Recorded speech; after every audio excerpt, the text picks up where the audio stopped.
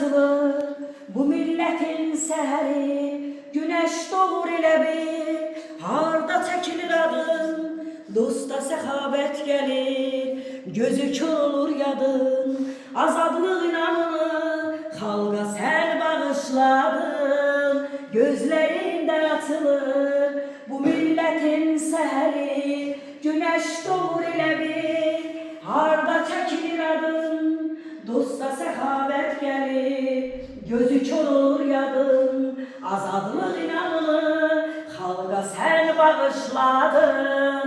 Sən elə bir zirvəsən, küləklər eyləyəsən, dünənin bu günüsən, səninlə bir gələcək.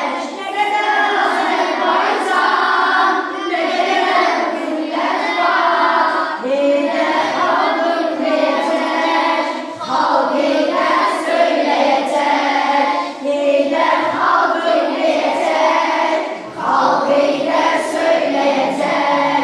Sən bu çətin zamanda gücümüz, qüvvətimiz, sən bizim bu dünyada en büyük servetimiz.